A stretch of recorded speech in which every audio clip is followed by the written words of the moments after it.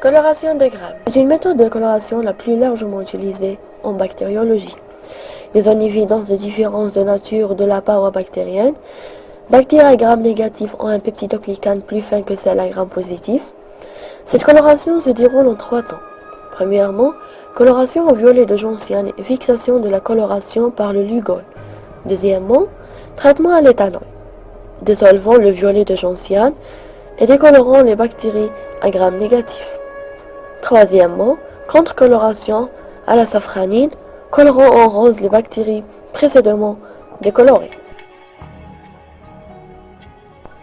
Méthodologie. Pour réaliser cette coloration, on a besoin de certains matériels. Microscope biologique, prélèvement bactérien, lame dégraissée, pince à lame à alcool, pipette d'alcool absolu ou alcool acétone, pipette d'eau. Pour la coloration, on a besoin de certains colorants. Violet de gentiane, liquide de Lugol, éthanol ou alcool acétone, safranine. Réalisation d'un frottis. Nettoyer une lame de verre à l'éthanol ou l'acétone. Déposer sur une lame propre une goutte de suspension bactérienne. Réaliser le frottis à partir du centre de lame en décrivant un mouvement circulaire.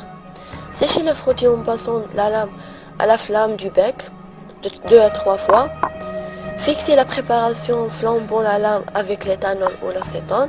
Sécher la lame à la flamme.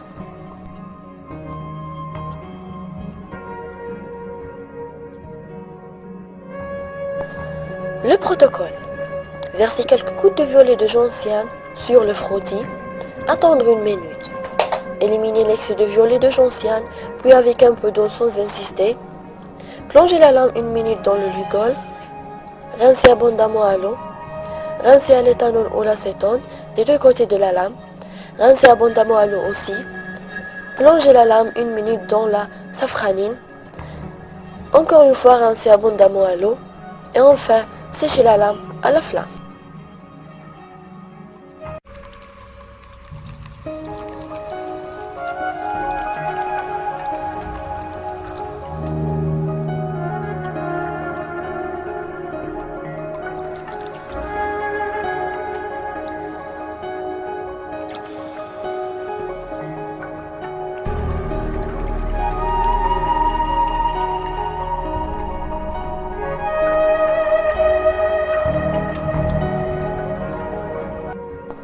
Résultat, les bactéries à Gram positif apparaissent violettes, les bactéries à Gram négatif apparaissent roses. Les vieilles cultures bactériennes peuvent donner des résultats de Gram variables en raison de la dégradation de la paroi cellulaire.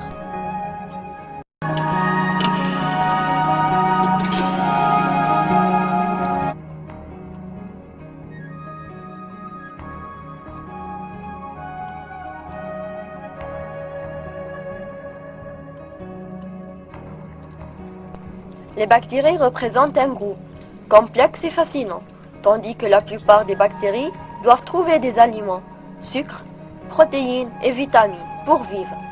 Certains sont capables de faire leur propre alimentation avec les choses trouvées dans l'environnement, comme la lumière du soleil et le dioxyde de carbone. Quelques bactéries ont besoin de l'énergie de l'environnement pour faire leur alimentation, tandis que d'autres bactéries peuvent créer leur propre énergie en utilisant d'autres éléments dans leur environnement. Il y a aussi une grande diversité d'endroits où les bactéries peuvent grandir. Quelques bactéries vivent mieux dans un environnement frais, comme le sol ou un étang, tandis que d'autres peuvent grandir dans des endroits chauds, comme des chauffe-eau ou près de volcans sous-marins. Il y a même une espèce de bactérie qui est 1000 fois plus résistant aux radiations qu'un être humain. Peu importe où vous regardez sur votre terrain, dans votre eau ou dans votre estomac, les bactéries sont là.